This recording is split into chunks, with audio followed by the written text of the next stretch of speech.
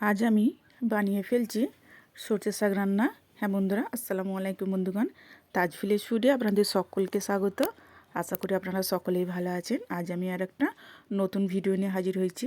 হ্যাঁ বন্ধুরা, আমাদের গ্রামের দিকে এই সরষে শাক এই শীতকালে প্রচুর পাওয়া যায়, আর এটি খেতেও ভীষণই মজার হয়। এই যে দেখছেন, এটি আমাদের নদীতে হয়েছে। একদমই দেখে মনে হচ্ছে যেন পদ্ম ফুল। আর দেখুন কত সুন্দর শালুকটির কালার, এত সুন্দর দেখতে লাগছে। মেয়েটা তুলে নিয়ে এসছে নদী থেকে। দেখুন, দেখেই যেন মনে হচ্ছে এটি পদ্ম, কোনো শালুক নয়। যাই হোক, আমি শাকগুলো ভালোভাবে বেছে নিচ্ছি। দেখুন একদমই নরম, আর নিচের ডাঁটগুলো যে শক্ত আছে সেগুলো একটু ফেলে দেবো। যে দেখুন কত ছোট ছোট সরষে হয়েছে, দেখেই বুঝতে পারছেন এগুলো সরষে। আমি সব শাকগুলো বেছে নিচ্ছি। আর দেখুন কত সুন্দর ফুল ফুটে আছে, যে হলুদ হলুদ সর্ষে ফুল। এগুলো আমি রান্না করে নেব, এগুলো বাদ দেব না। আমি নরম নরম শাকের ডাঁটা তুলে নেব। এগুলো ভালোভাবে বেছে নিচ্ছি, নরম দেখে ডাঁটাগুলো। দেখুন ভালোভাবে আমি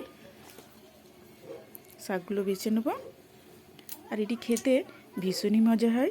এরকমভাবে যদি রান্না করা যায় তো মনে হয় সেদিন একটু ভাত বেশিই খাওয়া হবে। হ্যাঁ বন্ধুরা, এরকমভাবে একবার রান্না করে খেয়ে দেখবেন। তো আমার শাকগুলো সব বাছা হয়ে গেছে। আমি উনুনে কড়া বসিয়ে দিয়েছি, আর দিয়ে দিচ্ছি তেল। তেলটা একটু গরম হয়ে গেছে। একটি শুকনো লঙ্কাকে 2-8খানা করে নিয়েছি, আর এর মধ্যে আমি দিয়ে দিচ্ছি 5 ফোড়ন, ফোড়ন দেওয়ার জন্যে। আর আমি এখানে নিয়ে নিয়েছি তওয়ালে শুটকি। আর এটি গ্রামের দিকে আমাদের খুবই এই শীতকালে তওয়ালে বলুন, বোমলা বলুন, খুবই পাওয়া যায়। তাই এরকম শুটকি মাছ দিয়ে একবার সর্ষে শাক রান্না করে খেয়ে দেখবেন, মুখে স্বাদ লেগেই থাকবে। তো মাছটাকে ভালোভাবে ভেজে নিয়েছি। এর মধ্যে দুটো কাঁচা লঙ্কা চিড়ে আমি দিয়ে দিলাম। এটিকেও একটু নেড়ে চেড়ে নেবো। আর এখানে বড় সাইজের একটি পেঁয়াজ কেটে নিয়েছি, সেটা এর মধ্যে দিয়ে দিলাম। দিয়ে আবারও সবগুলো ভালোভাবে নেড়ে নেবো, যাতে পেঁয়াজটি একটু নরম হয়ে যায় আর একটু ভাজা ভাজাও হয়ে যায়। সবগুলি ভালোভাবে নেড়ে নিচ্ছি। এটা আমি দিয়ে দিলাম আদা রসুন বাটা। আবারও সবগুলো ভালোভাবে একটু নেড়ে নেব।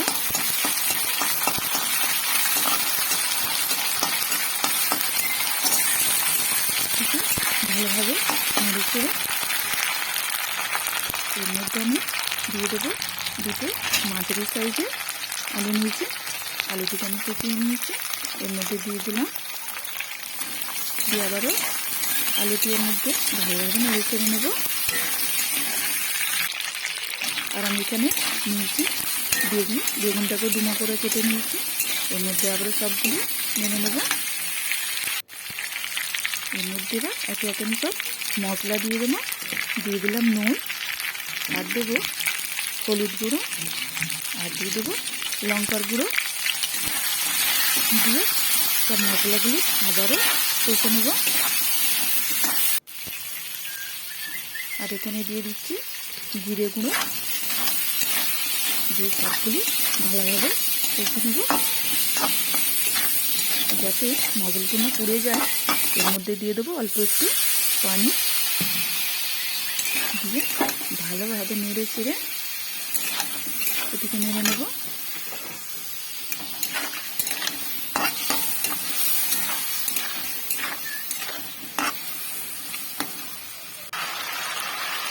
এটা আমি এবার দিয়ে দেবো বড় সাইজের একটু টমেটো কুচি। দিয়ে এটিকে ভালোভাবে কষে নেবো, যাতে টমেটোটি একদমই নরম হয়ে যায়।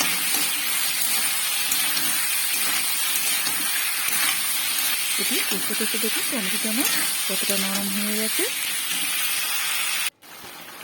আমি এখানে একটু পানি অ্যাড করলাম। দিয়ে আবারও সবগুলি ভালোভাবে নেড়ে চেড়ে নিচ্ছি।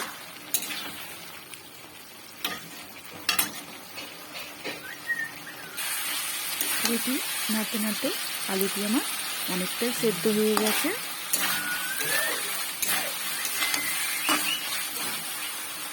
দেখুন আলুটি আমার সেদ্ধ হয়ে গেছে, আর একদমই তেলটাও ছেড়ে দিয়েছে।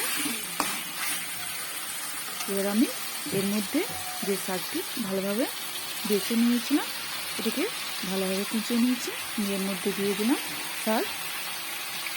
আমি শাকগুলোকে কুচিয়ে রেখেছিলাম এর মধ্যে আমি দিয়ে দিচ্ছি, দিয়ে সবগুলি আমি শাক দিয়ে দিলাম, দিয়ে এটিকে ভালোভাবে নেড়ে চেড়ে নেবো। আর এই শাক থেকে যেটি পানিটা বেরোবে সেই শাকেতে এটি ভালোভাবে শাকটি সেদ্ধ হয়ে যাবে। আলুটা আমার সেদ্ধ হয়ে আছে, এটিকে ভালোভাবে নেড়ে চেড়ে নেবো, সবগুলি ভালোভাবে মিক্স করে নেব শাকের সঙ্গে আলুগুলি।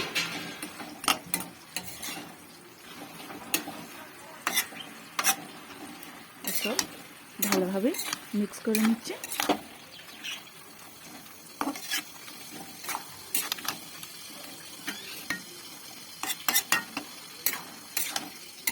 বন্ধুরা, ভিডিও যদি আমার ভালো লেগে থাকে লাইক, কমেন্ট অ্যান্ড সাবস্ক্রাইব করে বেল আইকন প্রেস করে অল করতে ভুলবেন না। প্লিজ প্লিজ সাবস্ক্রাইবটি করে দেবেন। আর দেখুন শাকটি থেকে কত পানি বেরিয়েছে, আর এই পানিতে শাকটি সেদ্ধ হয়ে যাবে।